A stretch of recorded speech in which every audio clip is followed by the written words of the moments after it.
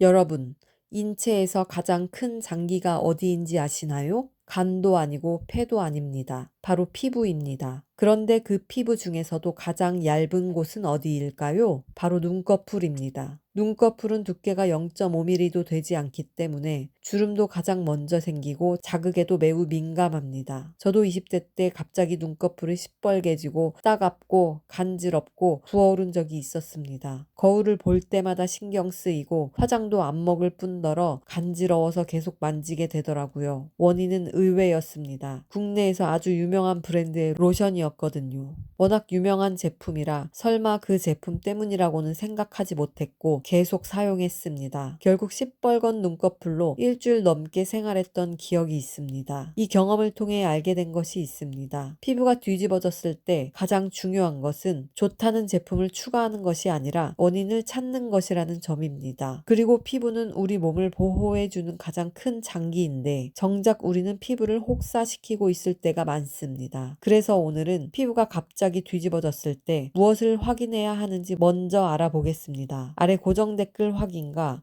좋아요 부탁드리면서 더 유익한 정보 원하시면 구독과 알림 설정까지 부탁드립니다. 먼저 피부가 뒤집어졌다면 원인부터 찾아야 합니다. 첫 번째, 최근 화장품을 바꾸지 않았는지 확인하세요. 생각보다 가장 흔한 원인입니다. 남들이 다 괜찮다고 해도 나에게는 맞지 않을 수 있습니다. 특히 매일 사용하는 새로운 에센스, 세럼, 크림, 선크림을 사용한 뒤 며칠 내로 붉어짐, 가려움, 트러블이 생겼는지 확인해 보세요. 유명해서 많이들 사용하는 제품이었음에도 불구하고 제게 맞지 않았던 그 로션처럼 누구나 제품이 피부에 자극이 될 수 있습니다. 새 제품을 사용하기 시작했다면 우선 사용을 중단하고 피부 변화를 관찰해 보세요. 두 번째, 음식과 영양제를 확인하세요. 생각보다 피부는 먹는 것에 영향을 많이 받습니다. 최근에 평소 먹지 않던 음식을 먹었는지, 새로운 영양제를 시작했는지, 건강기능식품을 추가했는지 확인해 보세요. 특정 성분에 대한 과민 반응이 피부로 나타나는 경우도 있습니다. 특히 비타민 B12와 B7은 일부 사람들에게서 피지 분비 증가와 함께 염증성 여드름이나 좁쌀 여드름이 올라오는 경우가 있고 실제로 비타민 B12를 먹고 턱 주변 여드름이 늘었다고 말씀하시는 분들이 꽤 있습니다. 또한 단백질 보충제, 한약, 다이어트 보조제를 시작한 뒤 피부가 예민해졌다고 말씀하시는 분들이 꽤 있습니다. 세 번째, 스킨케어 습관을 점검해 보세요. 혹시 피부에 너무 열심히 무언가를 하고 있지는 않으신가요? 피부가 뒤집어지는 분들을 보면 의외로 과한 관리가 원인인 경우가 많습니다. 각질 제거를 자주 하거나 화장품을 너무 많이 바르거나 모공 브러쉬나 세안 브러쉬, 진동 클렌저를 사용하는 경우입니다. 피부는 생각보다 예민합니다. 관리도 지나치면 자극이 됩니다. 네 번째, 뷰티 디바이스 사용을 확인하세요. 고주파, 갈바닉, 초음파, LED 마스크 등 요즘 정말 다양한 홈케어 기기가 있죠. 저도 예전에 고주파 기기를 꾸준히 사용하면 피부가 탱탱해진다는 이야기를 듣고 열정적으로 매일 밤 사용했던 적이 있습니다. 결과는 어땠을까요? 피부가 시뻘겋게 올라왔습니다. 좋은 기기라도 권장 횟수 이상 사용하면 피부에는 부담이 될 수 있습니다. 그렇다면 이미 피부가 뒤집어졌다면 어떻게 해야 할까요? 여기서 가장 흔한 실수가 있습니다. 피부가 안 좋아졌으니까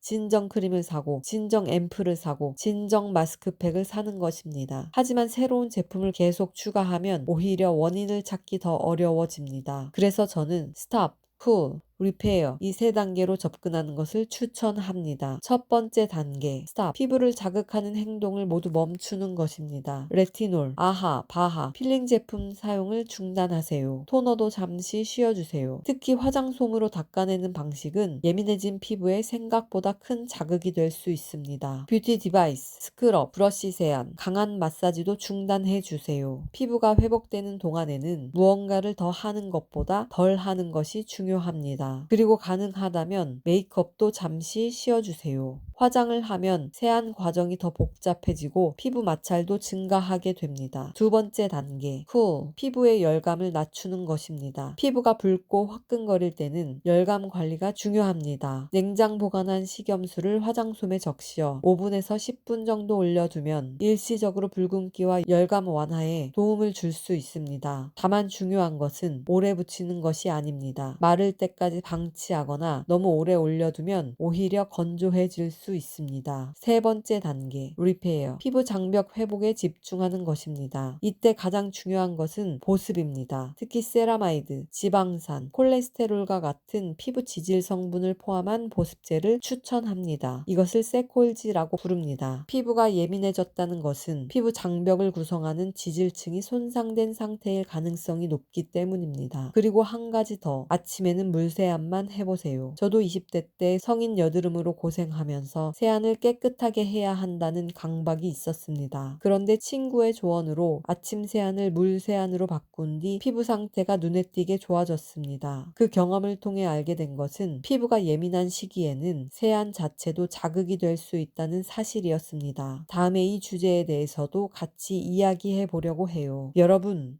피부가 갑자기 뒤집어졌을 때 가장 중요한 것은 새로운 제품을 추가하는 것이 아닙니다. 원인을 찾고 자극을 줄이고 피부 장벽이 회복될 시간을 주는 것입니다. 피부는 생각보다 회복력이 좋은 장기입니다. 너무 조급해하지 마시고 기본적인 보습과 휴식에 집중해 보세요. 여러분은 피부가 뒤집어졌을 때의 원인이 화장품이었나요? 아니면 음식이나 영양제였나요? 그리고 어떤 방법으로 진정시키셨나요? 댓글로 경험을 남겨주시면 다음 영상에서 더 자세하게 다뤄보도록 하겠습니다. 오늘 영상이 도움이 되셨다면 좋아요와 구독 부탁드리고 다음 영상에서 더 유익한 피부 정보로 찾아오겠습니다. 감사합니다.